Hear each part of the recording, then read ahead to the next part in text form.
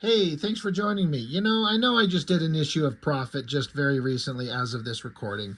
And, we're just going to do another one. Had a friend of mine, a fan of the channel, send me some comics. And in that pile of random stuff that they had, let me find it here, had Prophet number 4, which this one I just looked at just recently. And, like, I was not impressed. It's Stephen Platt drawing it, but I was talking about how all his kind of excitement and energy has just kind of vanished from it. It just wasn't there.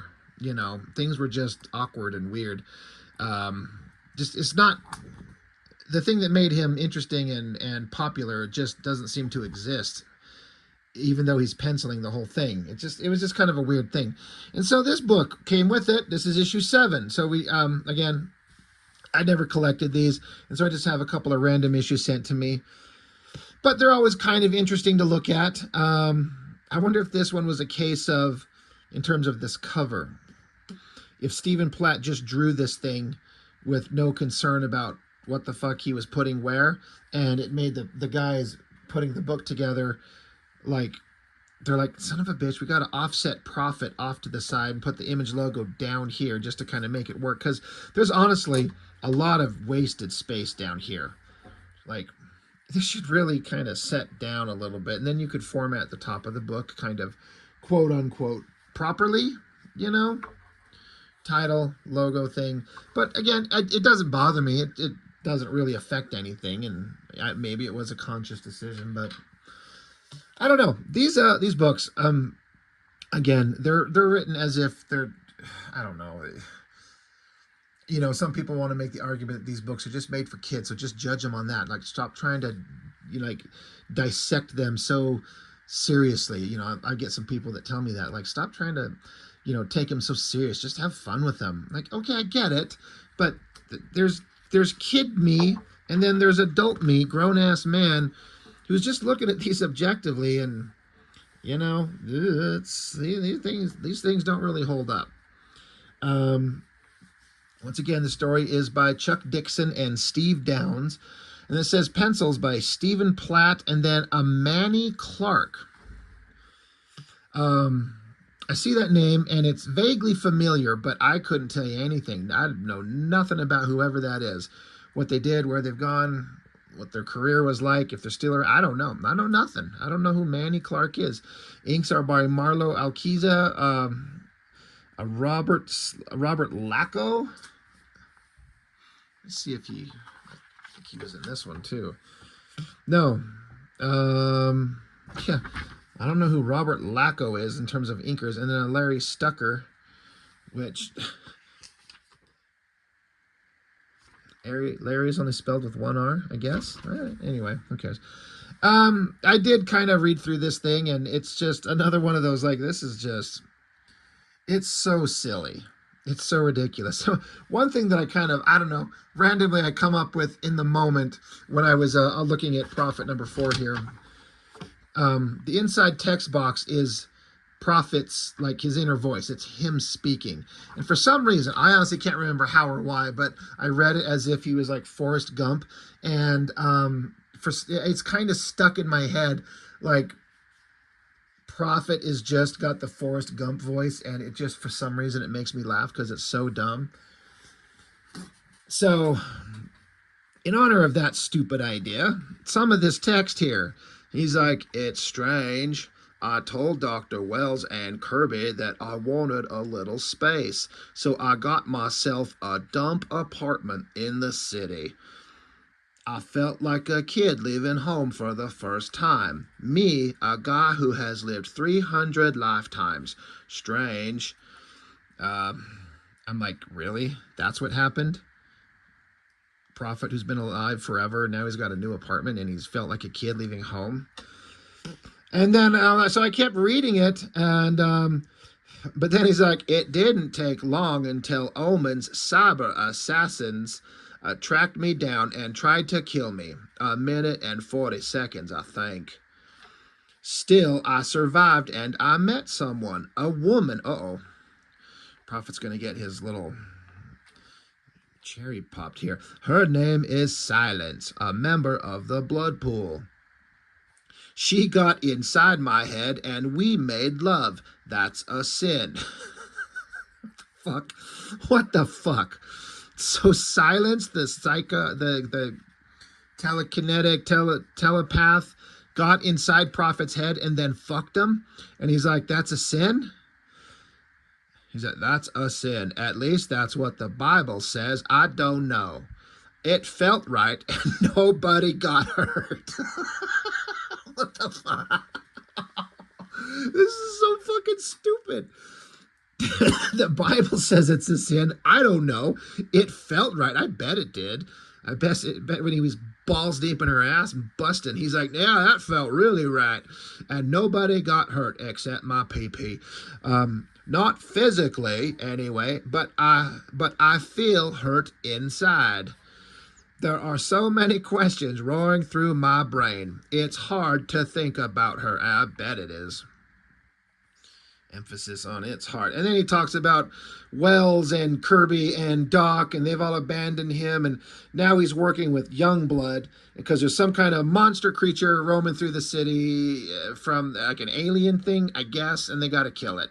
I'm like, I can't believe the shit I read in this. This is just so ridiculous. So now there's some guy, this guy, he's a Lord Omen, some villainous guy, right? I don't know, whoever the hell he is, bad guy, and he's got soldiers, and they're tracking down Prophet. Okay, sure, I buy it. Why not? Oh yeah. Oh, you know what? I meant to have this looked up, but so the artist, and so this is clearly not Stephen Platt on this part, or at least, I mean, I'm guessing not. It doesn't look like it. I'm guessing it's this Manny Clark, and he's doing his best kind of impersonation of the Extreme Studio style and maybe a Stephen Platt kind of thing. Of course, like you'd want to do that. But I was flipping through this. If I could turn the page here. And I saw this giant shot right there. And it just made me laugh because I'm like, I know exactly what that is from. And I meant to have this pulled up already. And I forgot. And so I'm going to look it up here. And if I have to edit around this, we will. Okay, I found it. Like, there's no doubt that this artist just took that drawing and just kind of copied it. Not like line for line or anything like that, but it's clearly like was on his mind. Maybe he was looking at it and kind of reproduced the basic pose and then tried to mimic the line work on the nose here. Even the way that the shadow lines are kind of cut up into the forehead, and then the cross-hatching across this way, the shape of the nose on the underside like that. What's funny is like the lighting isn't exactly correct on this one, and the coloring's kind of not exactly jiving with the light source. But of course the light source on the face is all over. Everything's all over the place. This is one of those examples where I've heard other artists talk about how like Jim Lee developed a style, and he put lines all over the place that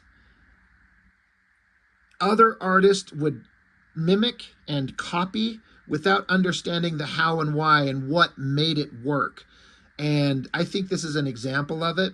Again, I'm just kind of, I mean, come on, I'm guessing. I don't know. I wasn't there when the guy drew the page, but like, come on, for real. These are like the same thing. But look at the Jim Lee one. Now, of course, it's not fair to compare Jim Lee at this time with this new guy, Manny Clark, drawing for Extreme Studios. He's trying to do a big, ambitious thing, to his credit, but it's just missing. And then I can't help it. Like, I love the black and white. I'm just looking at these incredible ink strokes that Scott Williams is throwing down. I'm guessing with a nib, a Hunt 102, maybe a brush also. It's just so good. The underlining, how the underlining coming up through here, you don't see a solid line on the Magneto face, kind of like this. It's just the uplighting is, you know, a super strong highlight. And so what's defining the chin is the shadow underneath the chin and then the stubble. And I like the way that the stubble kind of arcs up here. It's just so good. I remember when I saw this in the original comic forever ago, and I was blown away by it, and I'm still into it. You know, this era of Jim Lee, he's coming out of my favorite era, which was the Uncanny X-Men stuff, where he kind of changed his style for X-Men, and then turned into what he became when he went over to Image Comics and was doing Wildcats, and he's just never quite been the same. But still, there's something about that. All these lines, like, I can't really justify in my head why some of these lines are here, but I just love it. It just works. It got this grizzled look to him and blah, blah, blah. And none of that is in this one. And this is suddenly turning into a Jim Lee art thing. This is beautiful. And he's trying, but I don't think you should take such a definitive, well-known image and try and reproduce it in almost the exact same angle in this exact same way when you're not on that level. But I guess to his credit, also you could say, man's got some fucking balls, you know. Anyway, I could just sit here and look at this forever. It makes me want to dig out that Jim Lee Artist Edition, and maybe I will. Anyway, set this aside. Little detour. But anyway, this is the bad guy. His name's Omen or something, and he's out to get Prophet, I guess. Well, meanwhile, we cut over to Prophet, and we got this funny, like, Liefeld's drawing, all right, Liefeld's not drawing this book, but I don't know if it was Platt or Liefeld that come up with this ridiculous hairstyle. I know that I'm trying to see if any of the ads in the back have the drawing that I'm thinking of. Don't look like it. Let me check out this book. Like that kind of right there. This insane spiky hairdo. That is not what Prophet had when we were first introduced to him in Youngblood #2. He just had a beautiful, long, luscious, dark hair that just hung down. But now at some point, some way, somewhere, Prophet got this super spiky hairdo. Yeah, it's not anywhere in there. And it's kind of silly, but it looks ridiculous when certain other people are drawing it. And then also, I keep going back and forth like, Jesus Lord, how big is Prophet? Like, he's a massive monster. I never got the feeling that he was massively huge when he was introduced in Youngblood #2, but I don't know. I guess it's just a visual thing. So he's sitting here yelling at Task. I'm like, holy shit, I haven't seen that character since he showed up in those last issues of Youngblood that Liefeld did before he canceled the title and moved on to other things.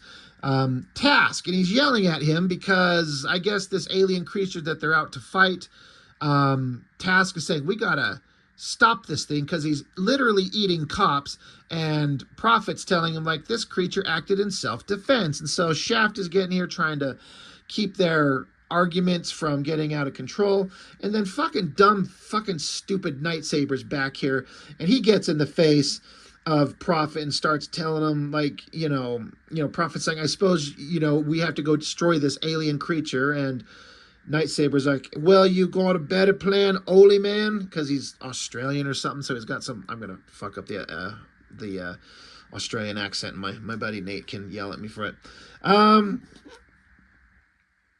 Yeah. So Nightsaber keeps saying, yeah, well, Task still needs his mam's milk, but this one's grown and good and grown, and the old Micah's sick of seeing him bully us all about. Maybe you'd like a tangle with me, eh? Look how fucking big Prophet's head is. Jesus Christ. But I would love Prophet to just beat the piss out of Nightsaber and just kill him. If I ever got to do a Youngblood book, Nightsaber would be the first to go. Well, maybe not first. Troll would go first. This is all very boring stuff. And so they keep yelling at each other. And then, it doesn't show you almost anywhere in the previous page. So Prophet, Task, Nightsaber, I guess, sitting at a table, and Shaft. And then just suddenly there's a girl's head here, just floating in the background. Who's that? Why? What is going on? And then it switches over. So now this girl's here. And I guess that this is Silence. And the only place I've ever seen this girl was she showed up at the end of those Liefeld Youngblood books. Task and Silence both showed up, and she just looked like frickin' Psylocke, like hot girl wearing almost nothing with jet black long hair. Well, this girl, whatever the hell color her hair is, and this outfit, whatever, stories happen. Oh, we got to have the obligatory nipple, right? Got to have a little spot of the nipple. Oh, both of them, both them titties. It's kind of interesting to me that this artist is trying to do a Stephen Platt thing. He's trying to do a Jim Lee ripoff style thing. And then suddenly, to me, it looks like he's doing a Joe Madureira ripoff thing. Like, this figure looks kind of good, but I feel like I've seen this. Like, this is a Joe Mad X-Men figure or something like that.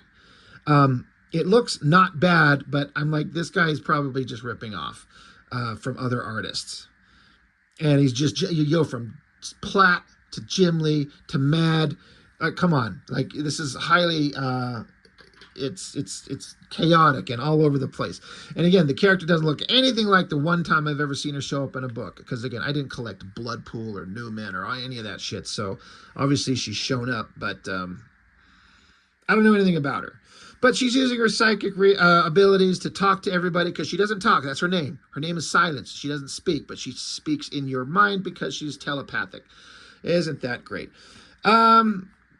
So they keep talking, and then Prophet gets pissed off, and I guess smashes a random table.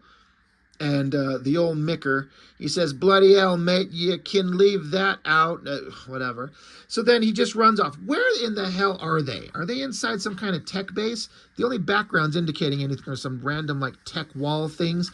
But there's just, like, void background everywhere. And then he just smashes a table and just runs off. And then I couldn't help but laugh. So we get this shot of Task. Like, they get an alarm. Something's going on. A police scanner, something. Look at this shot of Task. He looks like he's turning to a withered old man. I mean, like, look at this shot of him just right over there. Young guy. But now, he looks like a withered old man. Like, it just, somebody fucked that up. So this artist, this Manny, what the fuck was his name? Manny Clark. He's just all over the place. And he's not doing himself any favors. It's not the worst art I've ever seen, but... So, all right. Now, I guess, giant spread. I'm still thinking this is this Manny Clark. This doesn't look like Platt at all. So here's the bad guy, Omen. He's teleported into the streets of New York. He's got a bunch of bad guys, and they're blowing the shit out of stuff.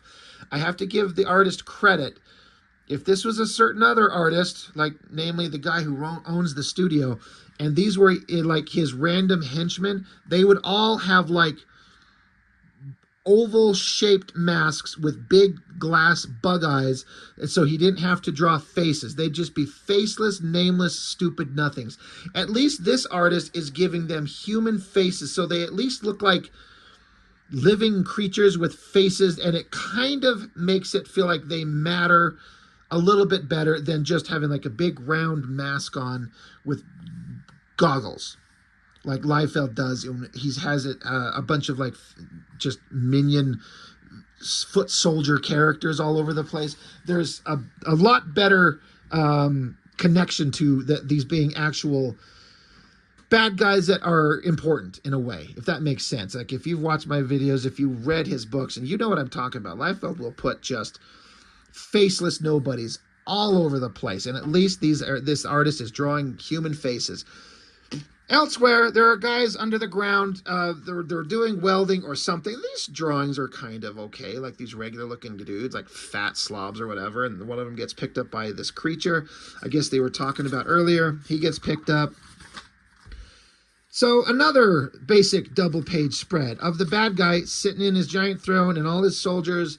The artist is he's trying. I'm like, this has still got to be this Manny guy, Manny Clark. I keep forgetting his fucking name because I don't know who he is. Manny Clark, yeah. You know, it's not Platt, but it's tilted, you know?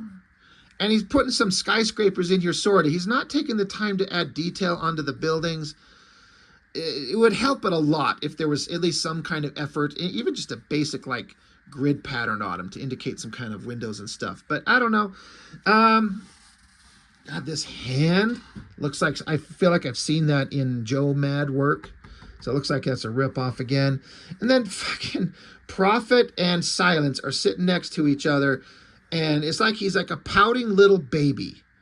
And she's like, dude, we got to go help Youngblood. There's all kinds of horrible shit going on. We have to go find him. We have to help. And he's like, no, I have to find Kirby and Doc and all these things. And I don't understand what's going on. He's pouting like a little bitch. Meanwhile, super bad guy standing here. You know, it's kind of a reasonably impressive spread. And there's Youngblood. They're showing up. So what do we got? Task, Die Hard, Shaft, Stupid Nightsaber, and Pointless Vogue. Okay, they're showing up to fight the bad guys. Good for them. And then I guess Badrock just shows up. Like there's this jet-ish thing in the sky. I don't know if it's supposed to imply that he's jumping his happy ass down, because he wasn't here on this spread anywhere. And then he's just there. And like, I guess if he's falling down, it's the artist is doing, he's trying to do some reasonably interesting stuff, like the angle on the buildings in the sky. Like there's a worm's eye view looking up. There's at least a 1 point, well, there's a 2 point perspective. They're going up this way, and then there's a vanishing point down here. Although just looking at it at a glance, I don't know if these vanishing points would all converge at the same point. Let's see if I can find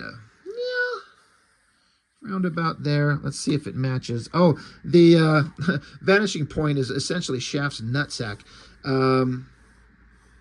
Yeah, okay.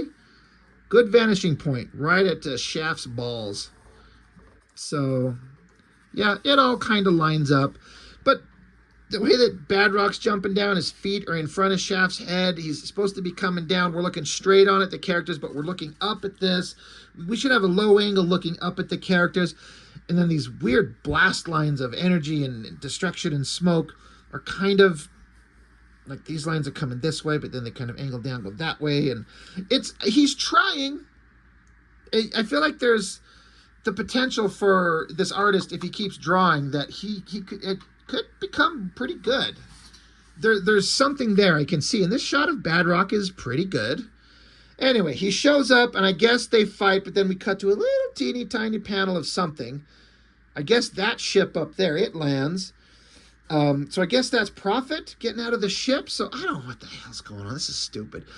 And then I guess we cut back to the Youngblood team, and then it's not clear at all. Maybe it was better set up in previous issues. But this weird alien creature thing that can change shape, he shows up and starts kicking the shit out of things. So Badrock starts fighting it. Yeah, Prophet's on the scene now, so he's going to rescue his boyfriend, Kirby. So maybe him and Prophet, Silence, and Kirby can get together and do some weird shit in their own private time. And then I'm guessing we finally get our first Stephen Platt page in the book. This has, the Stephen Platt stink all over it. That kind of interesting, big musculature and double lighting thing going on. It feels more Platt-like for sure, but not like the same stuff that made him really awesome for a while. It's okay. Badrock's fighting this creature. He's changing shape. Shaft is shooting arrows through the head of that guy. God, Badrock's getting his face beaten, and it looks like he's almost losing some teeth. Anyway, back up to Doc, the old direct orbital command central something. It's a space station that controls or helps Prophet. I don't know. It's a weird thing. And then I guess this is the scientist that created him. He's asleep. And then his spirit wakes up out of his body or something and download. I don't know what the hell's going on here. Nor do I care. Okay. Stephen Platt says, fuck you. I'm going to draw the big giant double page spread and probably get paid 10 times as much as the other artist for this. And this is a pretty exciting page, all things considered. I mean, Prophet is swinging and punching this fucking guy. Look at him getting his face beat in. Like, holy shit. That's actually kind of cool. It look like the guy's getting his head spun around and split his jaw wide open. And then look at this funny guy. Like, this is just a regular civilian guy buried in the rubble. And that poor guy is dead. Um, Kirby's got this dude. Looks like he shot him through the head there. Oh my lord. What in the misshapen boobs? I did a tracing on that last issue of Prophet. I could do it here, but I mean, look at that. I mean, for all the things Prophet does, Platt, Jesus, all the things Platt does, his placement and shapes of them titties are really weird. But just taking just taking it in and looking at it, I could see a 12-year-old kid looking at this going, holy shit, that is awesome. It kind of is. I mean, you know, to me, it's like, all right, sure, whatever. They're fighting, lots of fighting. I think this is still Stephen Platt. Prophet's beating the shit out of more bad guys, and there's explosions, and they stop and they look. And then I'm guessing this is back to the other artist, this Manny Clark. So I guess this is the bad guy, Omen. Where did he go? This shit is not tracking. Like, I guess it's him. Where are those pages where he just showed up? He's just standing there. He doesn't have much gear on him there. And then suddenly he's covered in gear there. So yeah, I guess that's him. He looks like he's shooting Nightsaber right in the face with these big giant laser guns. And I promise you, that is not affecting Nightsaber in the slightest, because these are characters that have to go on living. It's just dumb to shoot him right in the face and then it doesn't affect him at all. Like, what are you shooting? Water at him? Like, Nightsaber should be ducking and missing and maybe getting barely clipped and put down, but he's shot straight in the face and he's just going, ugh. And then the artist, again, doing weird shit. Look at the perspective on the buildings. Like, this building is going up this way, and then this one looks like a Gotham City weird cathedral building, but then this skyscraper is literally tilted off to the side like that. So this is like, is there an earthquake happening and it's shaking the city to the ground? Like the skyscrapers are falling over? That would be something. Badrock beating the shit out. It looks like he's putting a pipe through someone's brains there, blood everywhere. I mean, it's okay, but it's kind of weird. Guessing a Platt page, and then just suddenly the bad guy. Like, it just threw me off. I had to go back and look, because I'm like, this is what the bad guy looks. He's got that do-rag on and a bunch of tech armor. But then the fight stops. Badrock kind of pauses for a second, and the bad guy, he's just standing there and says, "Alas, my thick-headed friend, the time for play, nice or otherwise, is over. Be warned, though, members of Youngblood. You have made an enemy this day of Philip Omen." His name is Philip Omen. And he looks nothing like he was drawn in the other pages. Because I literally stopped and I go, who the fuck is this? He got no shirt on. He's got a red cape. I'm like, who's that? Because there's no cape. He's got a shirt and tech gear. It's just, the inconsistency is fucking astounding. So they take off, and the team stands there amidst all the destruction and all the gore and blood, and there's a guy's fucking just almost like a severed head down here. But the team's picking itself up, and then the artist, Manny Clark. Again, look at the buildings in the background. Like, the angle on this skyscraper is like extreme low-angle view looking up at it, and this building's just straight on, and this skyscraper is literally tipped over on its side, and that one's like the earth itself split open. Look, the girl in the background, there's this like cliff that she's sitting atop on. So there must have been massive earthquakes that shifted the ground open. And then that is, look at fucking Task. He's aged up again.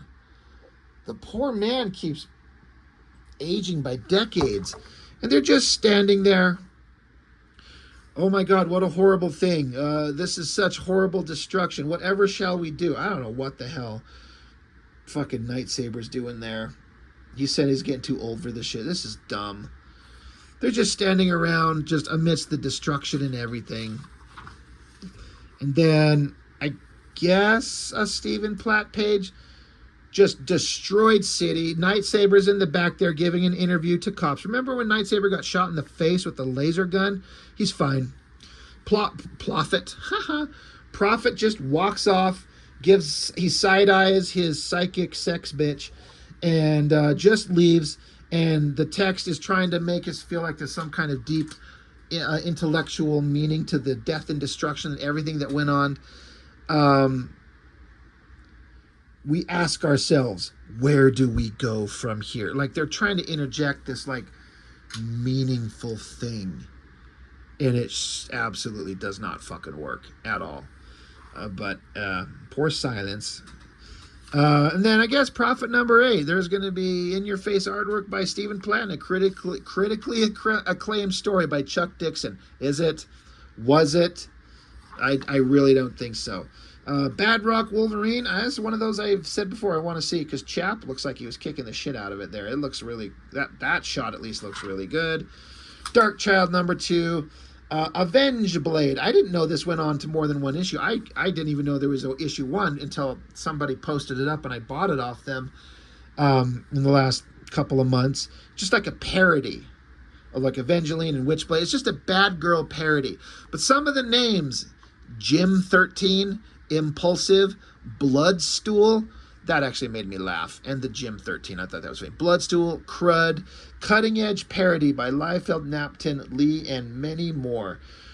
That's a Pat Lee drawing, right? It's kind of okay. Anyway, that's, good for them for being weird. Battlestar Galactica, Journey's End, whatever. Eventually, number 4. This is by that artist, Andy Park. I just looking at him like, this is the guy that looks like he's got a bigger future in comics if he kept going.